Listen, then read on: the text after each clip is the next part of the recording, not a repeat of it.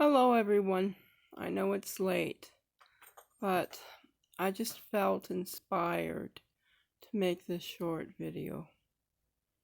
I've been thinking about what does it mean to be a Christian. It gives us lots of examples in the Bible. Unfortunately, a lot of people just want to ignore it. To really be a Christian, we have to give up our self-will and let the will of God take over. Unfortunately, people don't like that idea. Another thing that defines us as Christians is to be willing to give up everything and live like Jesus lived. Jesus didn't live in a mansion. He wasn't a pauper either on the streets, but he lived modestly. And when I say modestly, I'm talking more like your lower middle class, just living above the poverty line person. He relied on people also during his travels to help him. How many people are willing to do that now? It's like we've let things be more important than our faith. We're more concerned about having the most advanced computer and the most recent cell phone and the biggest TV and the fanciest, smanciest house in the neighborhood, rather than thinking about there's people living on the streets in the areas where we live that don't have shelter. And when you live in an area like I do where it can get to minus 30 in a snap, a very fast cold snap,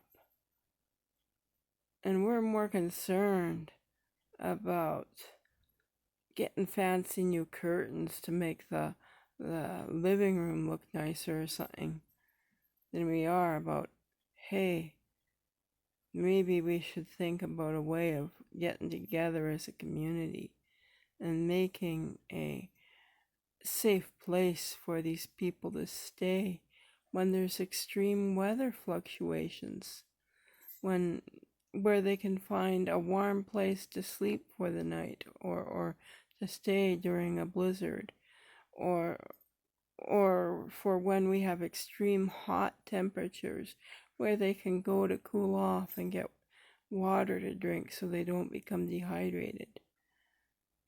When did our attitudes change? At one time, that was common. People helped each other. It's like in the last century, we've moved, Christian-wise, from being a people that care and share to a people who are borderline even contributing to their own churches so that they can repair themselves and keep themselves going. And the total disregard we have for the 10 Commandments, thinking that, oh, it's faith. My faith saved me. Jesus himself said he didn't come to get rid of them. He came to show that they can be followed and that they should be followed. And he also told us we're not supposed to take and remove even one word from those commandments, even one commandment from those commandments. And he also stated that breaking just one commandment is just as bad as breaking all of them.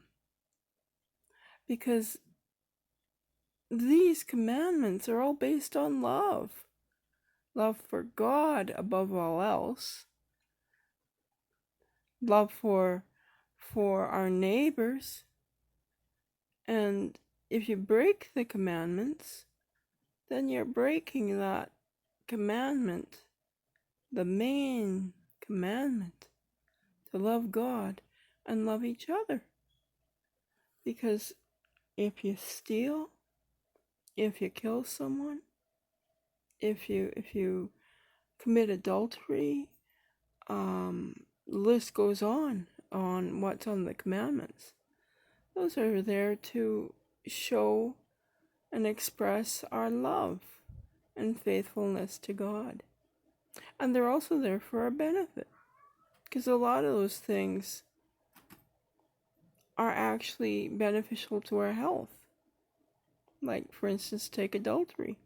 Look at all the illnesses that are passed on because of adultery.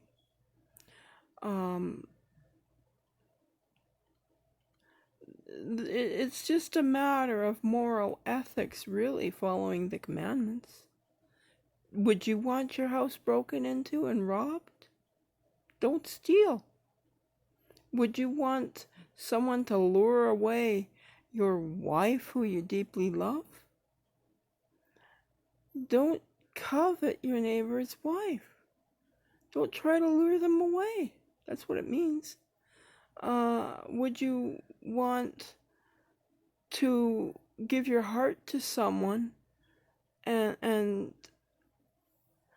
give all your love to someone and then have them leave you for someone else and have no way of compensation because it was an adulterous relationship? That's why there's the law, do not commit adultery. It's to protect you emotionally as well as physically, because who knows what illness that person has. Anyway, it all boils down to not willing to give up our own wills and follow the will of God. God gave us free will. It's what we choose to do with it that defines us as a Christian. As a Christian, to give up our will and let God take control. Someone said to me once, whatever floats your boat. I said, as long as that boat ain't sinking, I'm not going to worry about it. I'll just let God blow that boat in the direction He wants it to. And that's my sermon or speech or whatever you want to call it for now. Let God take control of your life. Don't try and force your will. Let God have His will. If God takes control of our wills and directs us, we would all live a much happier life. But that will has to be submitted. God doesn't want to force it from us. He gave it to us as a gift. But what have we done with that gift? We've used it and abused it. We forced our will on other people instead of using our will to live as God wants us to live. Anyway, take care, everyone. Think about what I've said. See if it applies to your life. Have you given your will over to God? Or are you holding tight onto it? Till next time, God willing. Take care, everyone. May God bless you all who watch this video and even those who pass over it. Take care. Till next time.